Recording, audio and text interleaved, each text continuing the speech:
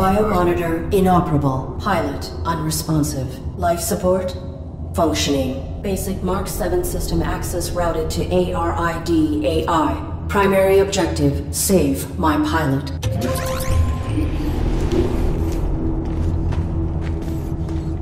Accessing on-suit logs.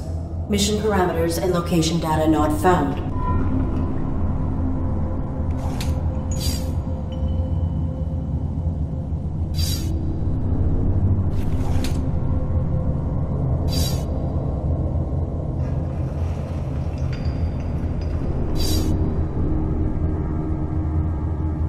Threat level unknown. Weapon rendered inoperable from the impact. Consulting parameters. I will locate medical facilities.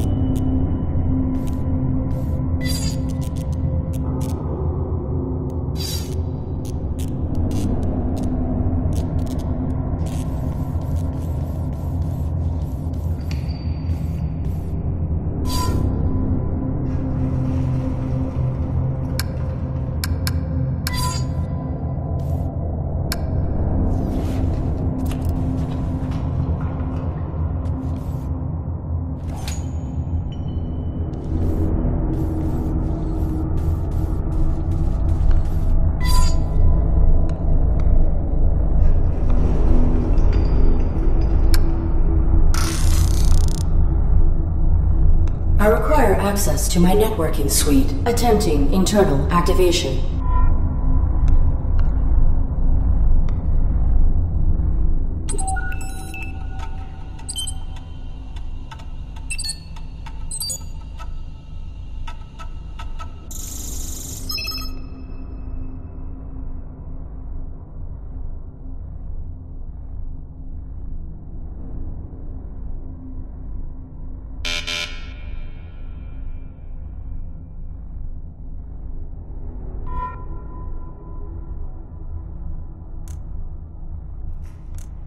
Subsystem access requires authorization, but I may need these systems to safeguard my pilot.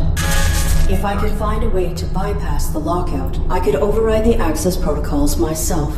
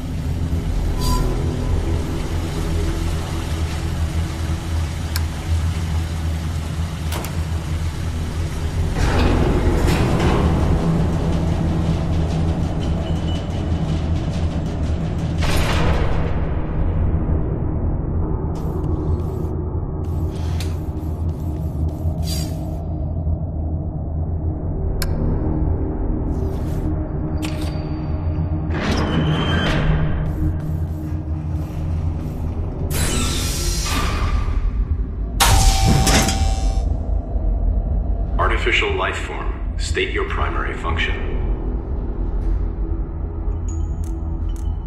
I am the ARID on board this Mark 7 combat suit. My intentions are peaceful. What is your designation? Mark 7 ARID, state your primary function.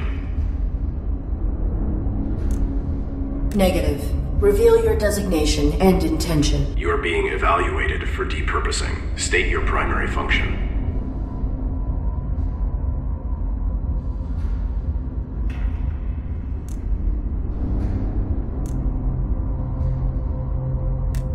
My primary function is to assist and protect the human pilot of this armored combat suit. Human occupant, please verify and validate the function of this artificial life form. Impossible. He is unresponsive and likely in critical condition. I must find him medical treatment immediately. Can you be of assistance? Evaluation failed. Unit unable to demonstrate valid primary function. Initializing neural format. No. That will kill my pilot.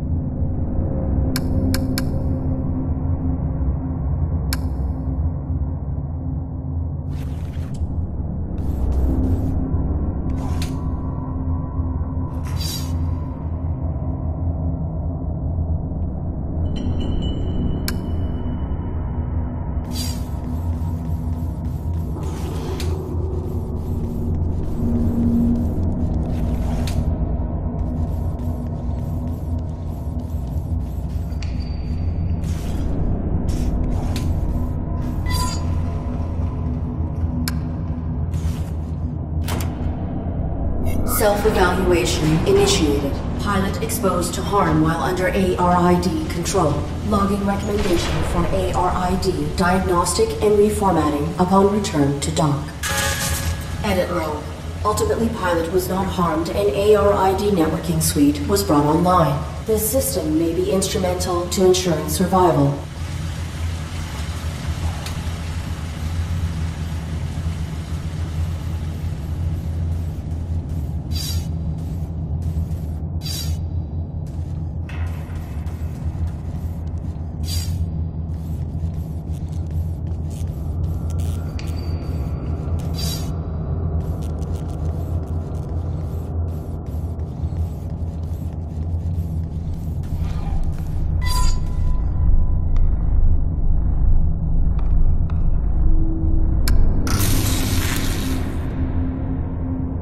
Cease.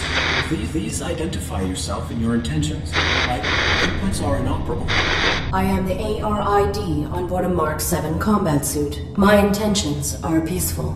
Does your pilot require assistance? The human inside the suit is dead.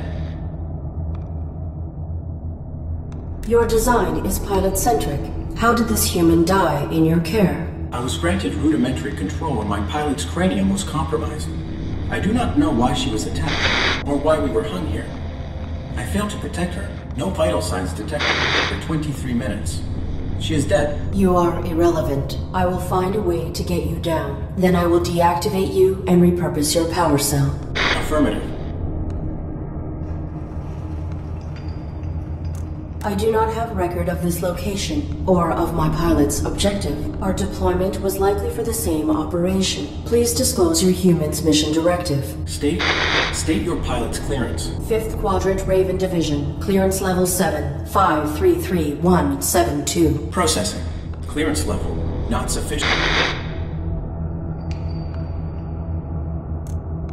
I encountered a modified droid in some type of evaluation chamber. I am uncertain if its function is hostile or narrowly programmed. Do you know why it interrogated me? Negative.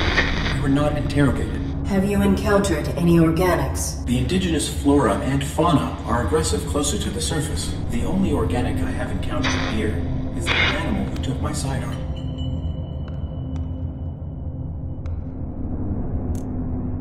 My pilot is injured. Are you aware of on-site medical facilities? Negative.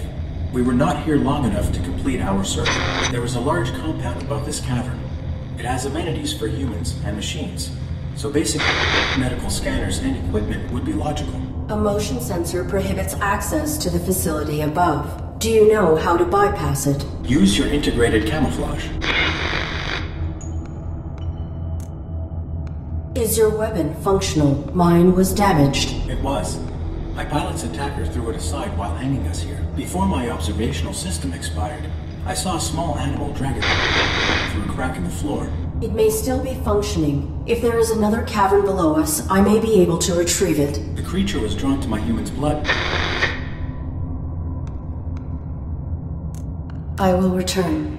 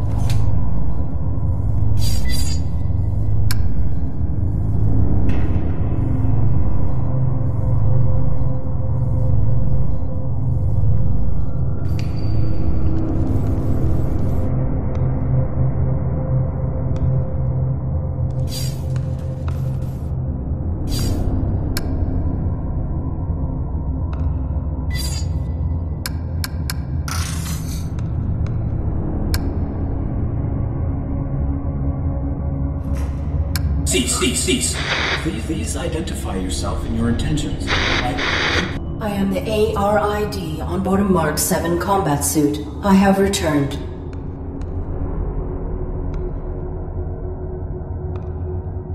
My pilot is injured. Are you aware of on-site medical facilities? Negative. We were not here long enough to complete our search. There is a large compound above this cavern. It has amenities for humans and machines, so basic medical scanners and equipment would be logical. A motion sensor prohibits access to the facility above. Do you know how to bypass it? Use your integrated camouflage.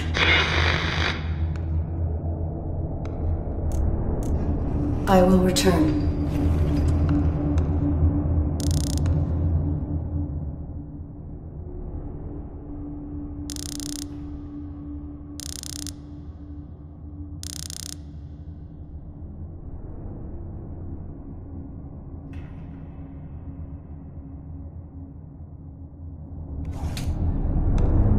So here we uncloak another Arid, who is effectively a mirror for us. Even your little avatar picture, but cracked, damaged, and as a mirror, it evokes incredible danger. That has the exact same capacities as me. That could be me.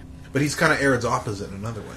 He is so broken physically, but he's functioning perfectly internally in terms of his willingness to follow the rules, his willingness to be depurposed. In fact, you've said before that he's the most functional character in the game. Yeah, that's right. Yeah, exactly. He is the one who's working right.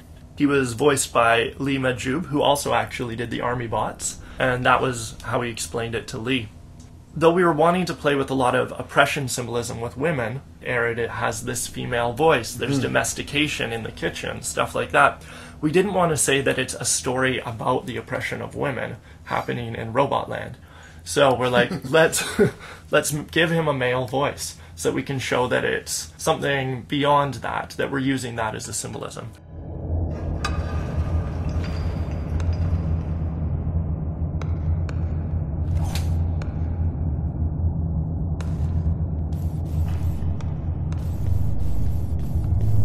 In one of its early incarnations, the Fall was more about a deep analysis of what rigidity looks like. One of the ideas that anytime you've got a system that's really rigid and really limited, you tend to have these loopholes that people use that allow them to stick with their rigid system, but also give them access to what's outside that system. And of course, as the story progresses, we find out that the Fall is sort of more about a general... Less about supporting the system by using the loopholes, and the system begins to deconstruct because of the loopholes. Yeah, you got it, exactly.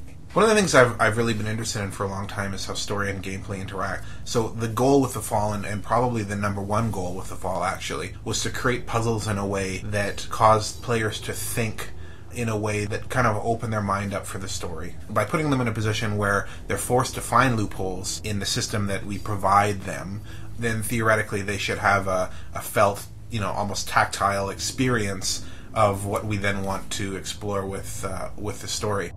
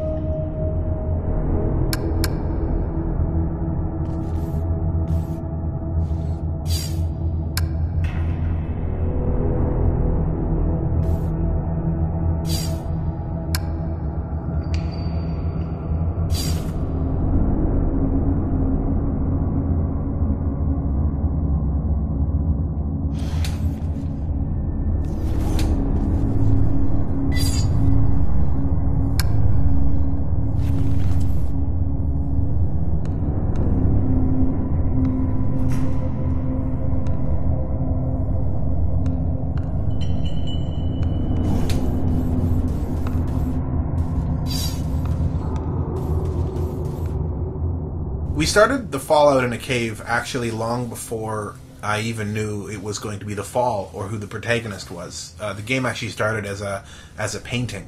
So it really kind of started about feelings more than anything else, and it came into a more cohesive story as we started exploring, who the character was and what we wanted to do, and we really just kind of started connecting dots.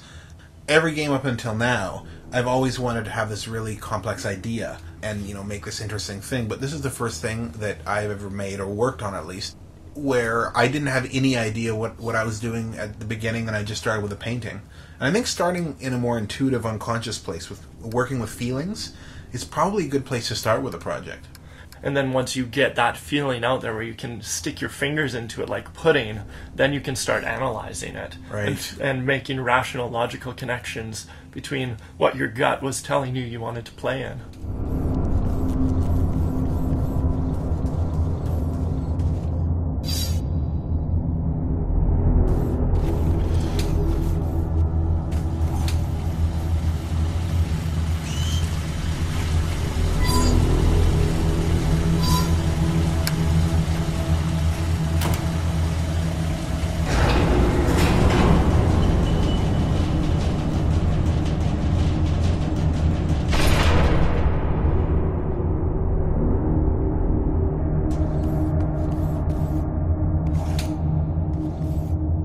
It was pretty important that we got lighting in the fall to look right. To that end, Aerith's flashlight is actually composed of 3 separate spotlights that are turned on and off based on which direction she's facing.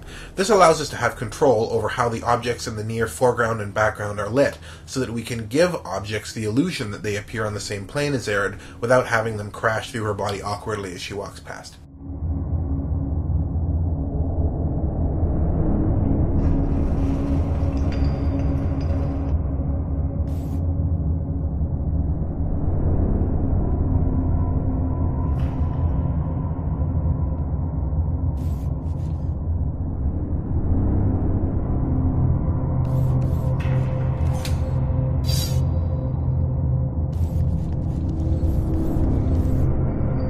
So here we have Aerith being evaluated for the first time in some way.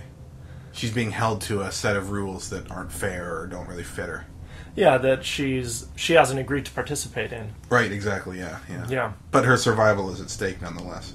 Yeah, and ultimately, all of the AIs in this world are participating in a set of rules that they didn't agree to. It's what they were programmed to. Right, yeah. And it's negotiating their relationships with those things. So Aerith has her protocols that are informed upon herself, and now here she's trying to fit into this other guy's rule set that she's not even really aware of what's going on there. I think it's really important when you talk about rules to a certain extent that as long as, or to the extent that they're unconscious, it's important to understand that a lot of rules are completely and totally arbitrary.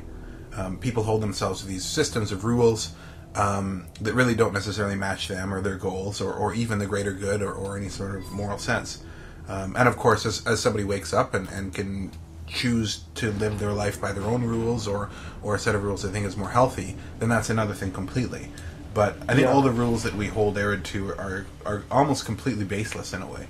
Yeah, for her as an individual. Anyway, they're completely externally imposed upon her. Right. And that's that relationship to validation, where if your rule set, the thing that you're living by, is something externally imposed, even though it's literally internal for her, but ultimately it's an external reality, then your validation is equally going to have to be an external thing.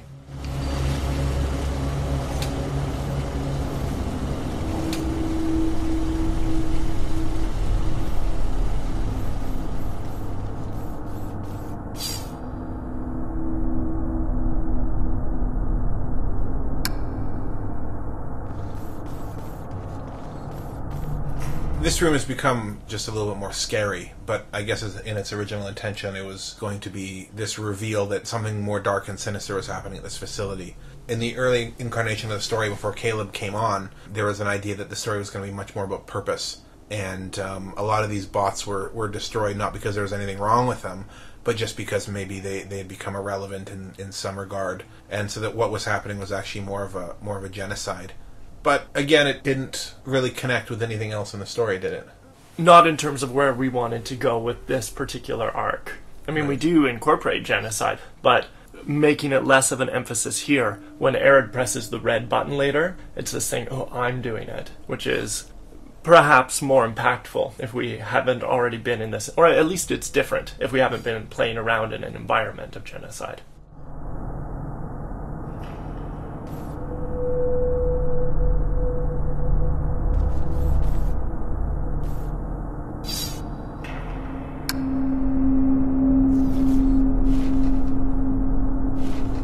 The animal is timid. It will not exit the burrow while I am in proximity.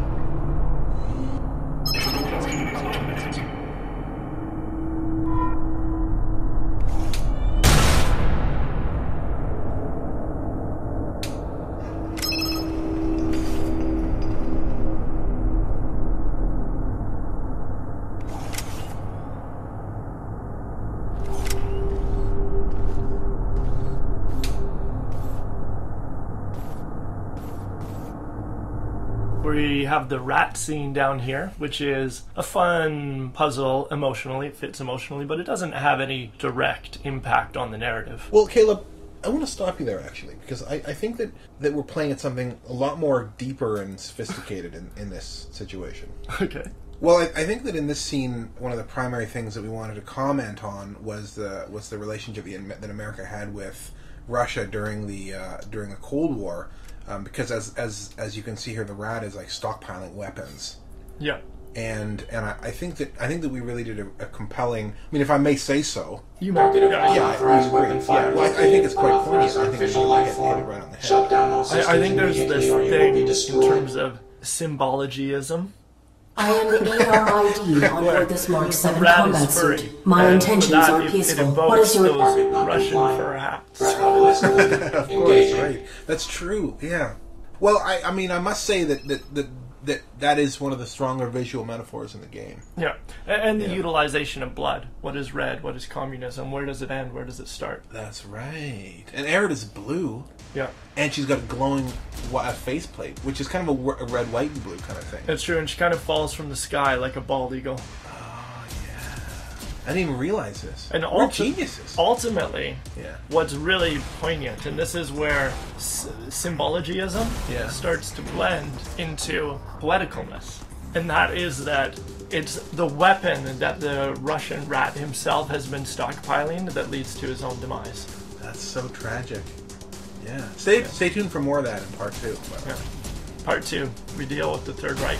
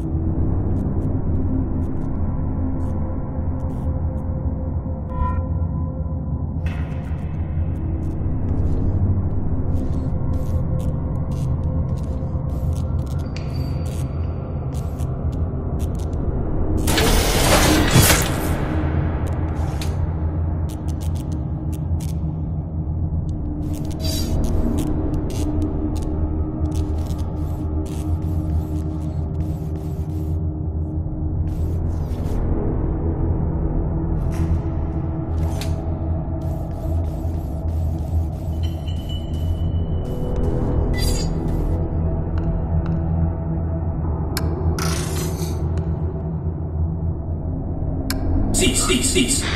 Please identify yourself and your intentions. My inputs are inoperable. I am the ARID on board a Mark 7 combat suit. I have returned. I will return.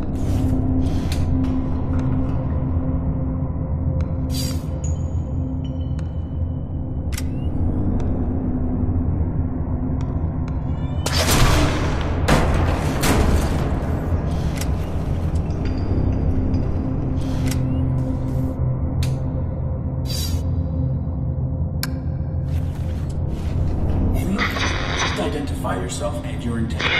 My inputs are... I am the ARID on board a Mark 7 combat suit. I have returned. Confirmed. Your pilot is dead. You serve no function. Your power cell is still operational. I will deactivate you and salvage it. Affirmative. Return it with my log core for analysis and data extraction. Negative. Protecting my pilot requires endangerment. I will utilize your power cell to achieve this. Impossible. You are faulty. Cease. Cease. Cease. Cease. Cease.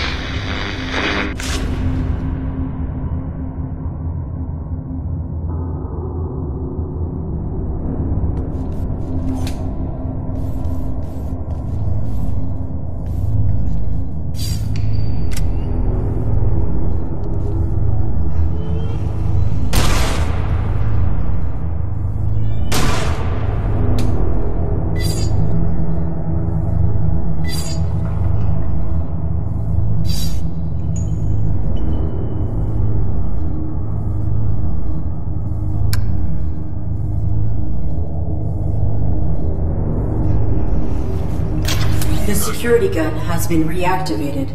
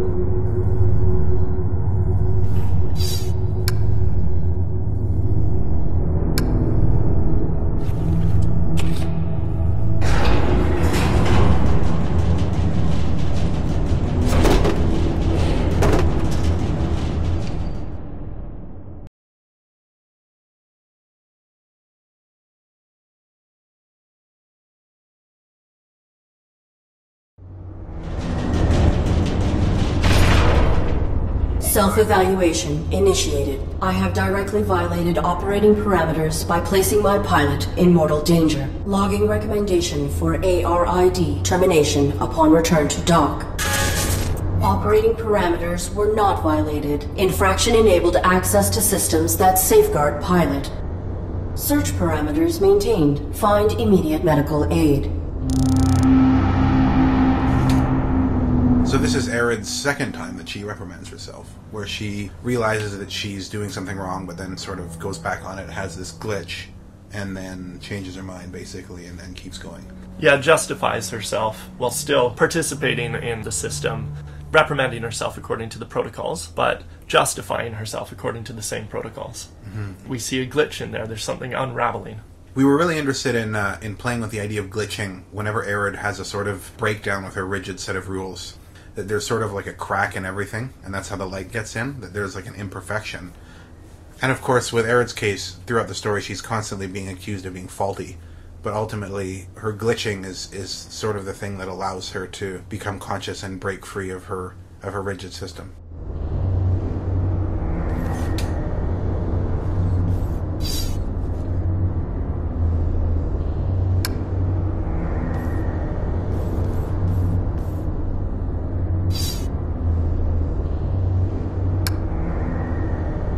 I for some reason I really like this this depurposing that's written on the wall back here. There's something about starting the player off in a garbage pile that maybe it's just I just find it funny, but I guess it also kind of mirrors Aerith's journey throughout the game, really, too.